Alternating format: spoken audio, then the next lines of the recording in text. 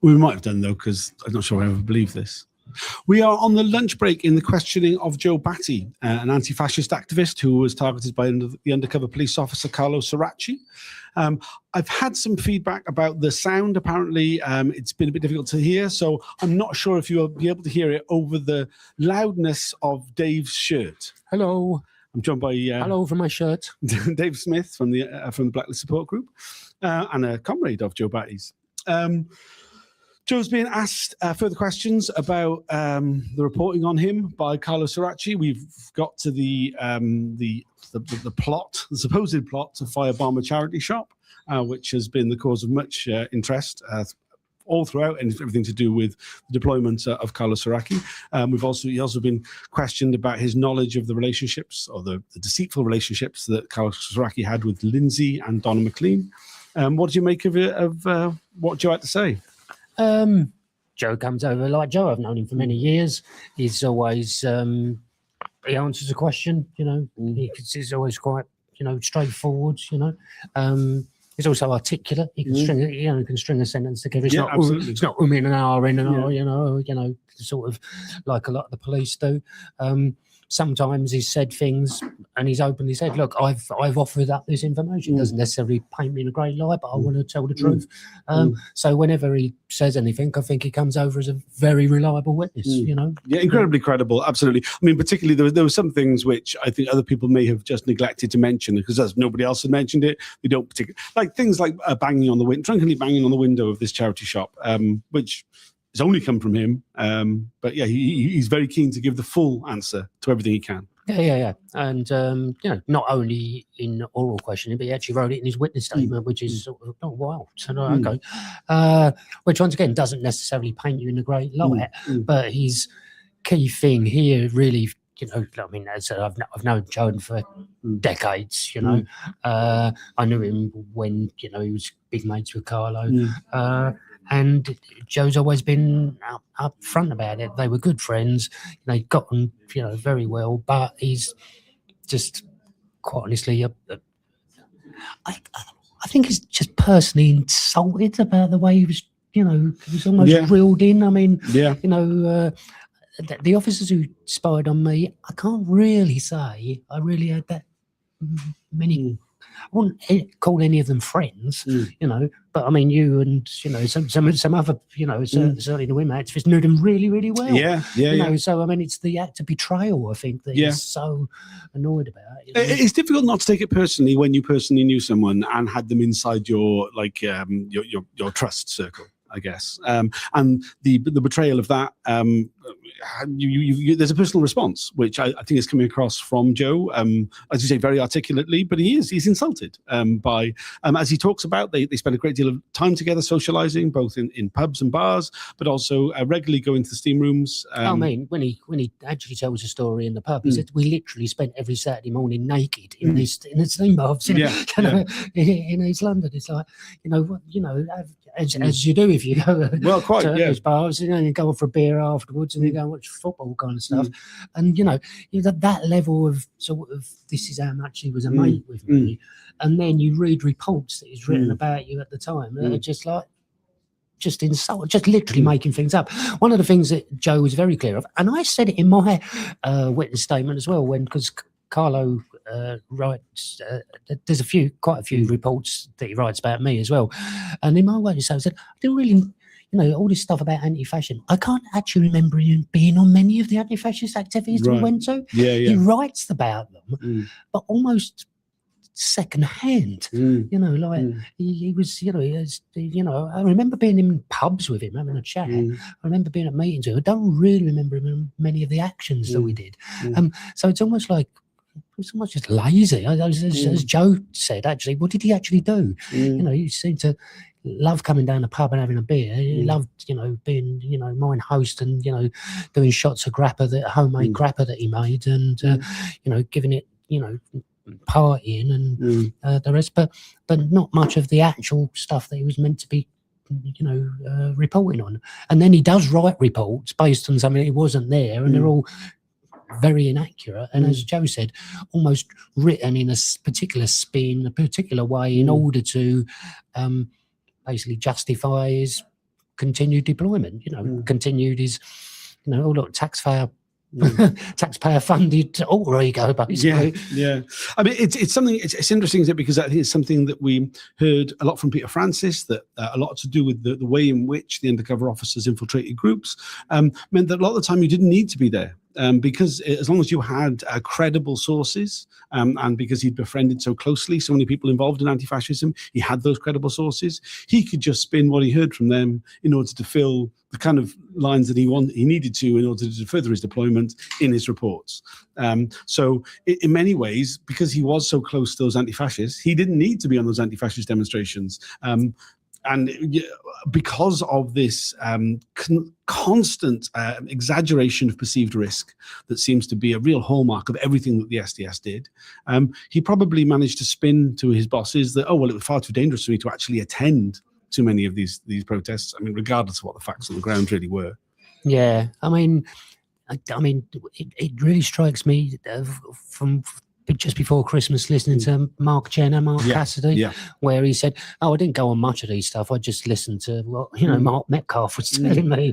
I just report back from what Mark Metcalf had said. It was like, for God's sake, you've been paid extortionate amounts of money, with extortionate amount of overtime, with handlers following you, with all the back room on costs involved, for basically sitting in a pub and chatting to someone about what they did at the weekend, and, reporting it as fact, and, both, Dan, who you interviewed earlier, myself and Joe, we're all trade union activists. We're all, we understand victimisation and blacklisting works. Even if it's not always,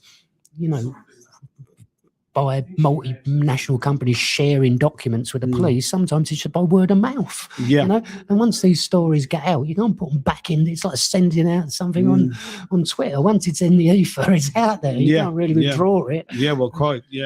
Yeah, and I mean, and this there seems to be so much of the stock and trade of the undercover cops, suggestions of things, which are then constantly gone back to the use of language, everything's about attacking, confrontation. Well, the questioning by the Council for the Inquiry is like, I mean, we've all seen it now. We've been here enough. It's like the same question or the same two or three questions, just over and over and over again. It's all about violence. They read the report from the police officer as if, because it's written by a police officer, it must be fact. And then you're asked the same question from every single report. And as Joe said, I'm answering this ad nauseum. I've answered the same question 20 times. This is not what we did.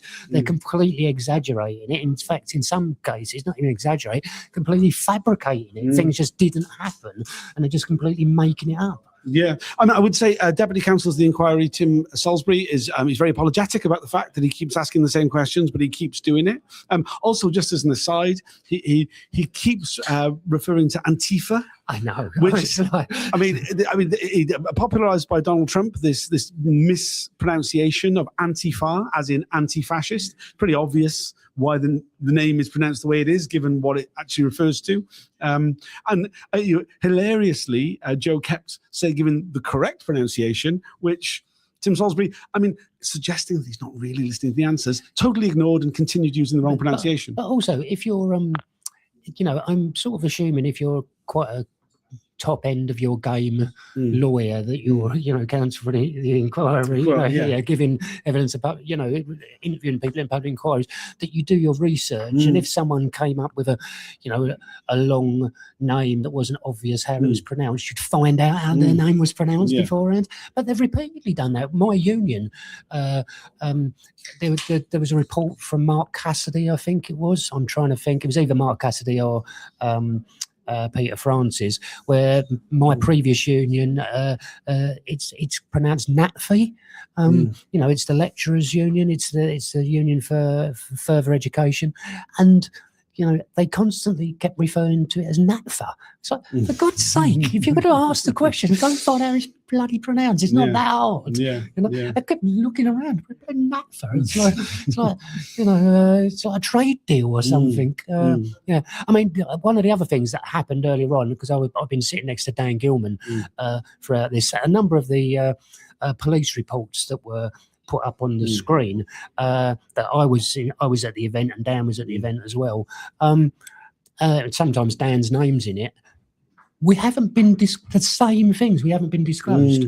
So the first time we're seeing them, and even Joe was told, "Oh, you haven't seen this," because so the first time you've been disclosed, it is at the hearing in the witness box.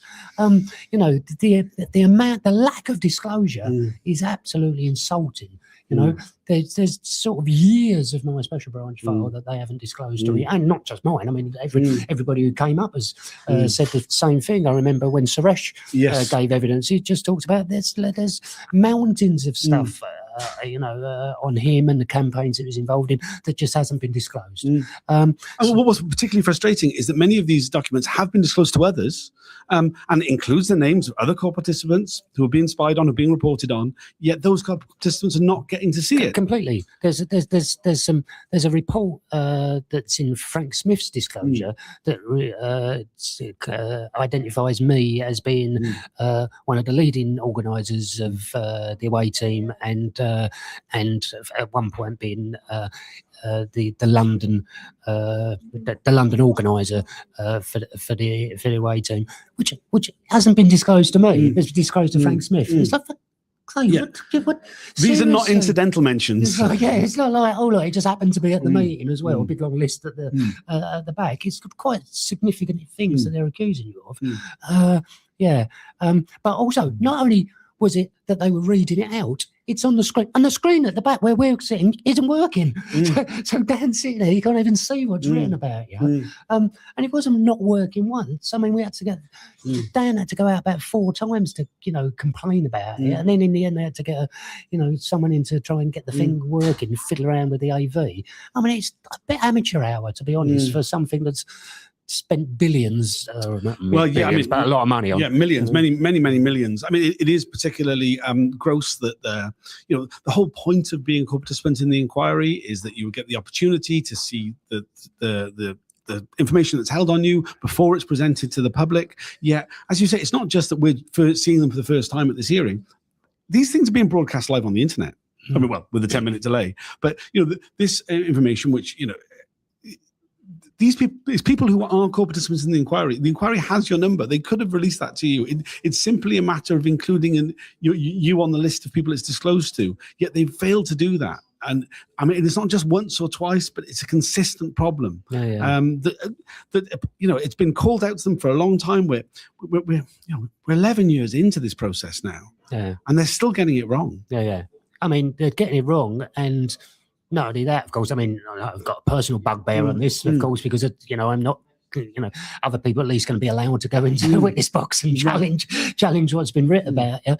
Whereas I'm seeing stuff, I've written my witness statement now. I can't add anything more to the witness statement, but, Mitten has made a judgment and I'm not allowed to go and sit in the witness. Not only me, actually, there's others as well. Many more. Who have, Mitten has just decided, no, we're not going to ask you to come and give evidence. So, God knows what's been written about people. And once again, you say it's put into the public domain with your name in it. This could affect people's employment, for God's sake. And especially considering it seems like the inquiry, if something isn't challenged, they assume it's gospel. Which it's very frustrating, as you say, about the way in which the questioning is formulated, where it's like, well, it says in the report this, so therefore, and that's acted as if that's true, with no research being done into the wider events of the time, any contemporaneous reports or anything else, just purely looking at what's in the report and going, oh, this must be the case. Farcical. Also, Dan was asked about the deceit. Joe was asked. Sorry, I do apologise. Joe Batty was asked about the deceitful sexual relationships that Carlo Saracchi engaged with Lindsay and with Donna.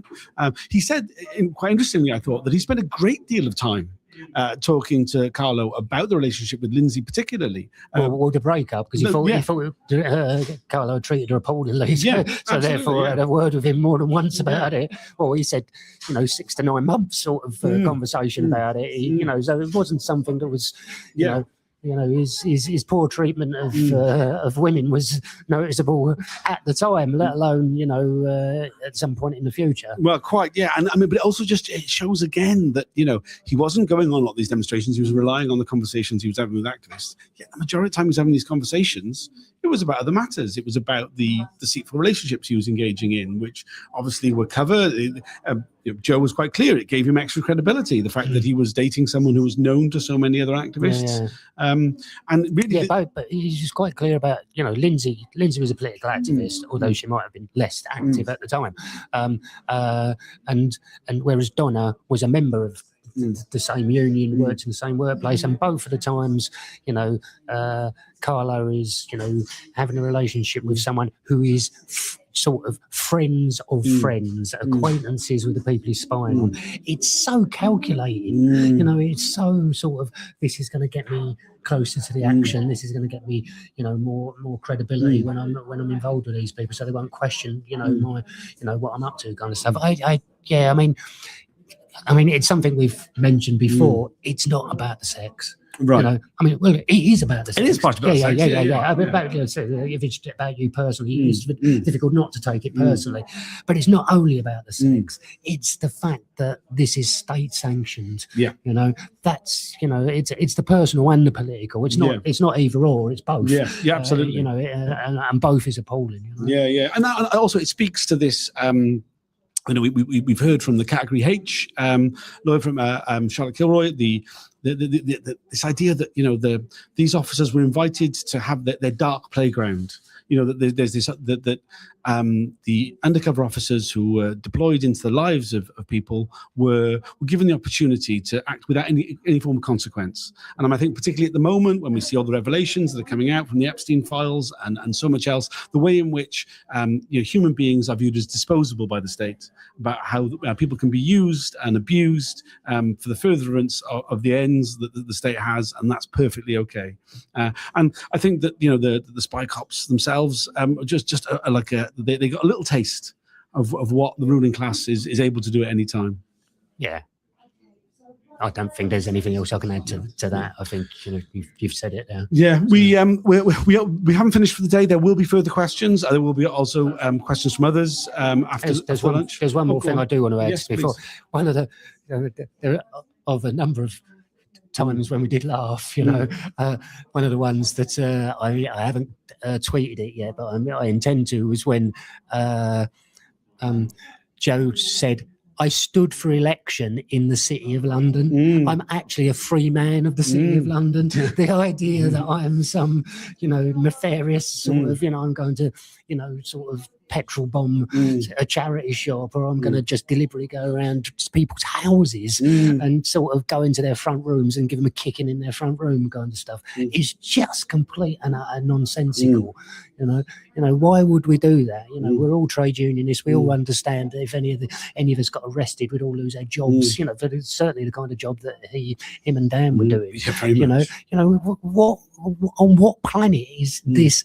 Even when you read it, as their superior officers read in these reports, in what planet do they think these people work in? Homelessness. They're interacting with the police on a daily basis. They must know what their job is. They must realise that they come into contact with the police, in their role in homelessness. So, in what case? Does anyone read this stuff and think that this is plausible? It is literally, they're just all in on it. Yeah, basically, that's it. Literally, everyone who's working for the SDS is in on it. And they understand what's going on. A bit like, I've just read Kate Wilson's book, Disclosure. And there's quick review. It's I think it's the book. I mean, there's lots of books written about the spy cops scandal, but it's the one that goes into the most detail, precisely because Kate has had the most disclosure to everybody else, not through the public inquiry, but through a completely the IPT insanely, which still blows my mind. Investigative Powers Tribunal, a secret court that everyone thought you were going to get nothing out of. Wow, look at the massive victory. And she's got. It's the fact that there are times when she's literally in bed with the copper and she's remembering something that happened, and then she puts the bit that's been disclosed where it's time stamped, and it's like it's 2 a.m. in the morning, they're in bed together having a conversation, and he's reporting the conversation to his handler who's 2 or 3 streets away. It's just like, what on earth is this level of intrusion? You know, and that goes back to the personal is the political as well. Absolutely. You know, sorry, I went off on a. Oh no, yeah. So review of the book. Yeah, you know, of all of the books I've read, it's the one where the most, how you see quite how deep the intrusion is. Yeah, completely. Yeah. Buy it. Yeah. Please buy it for your friends. We will have further questions this afternoon, but I think the majority has probably been gone through already. Is anything else you think that needs to be brought up in the questioning?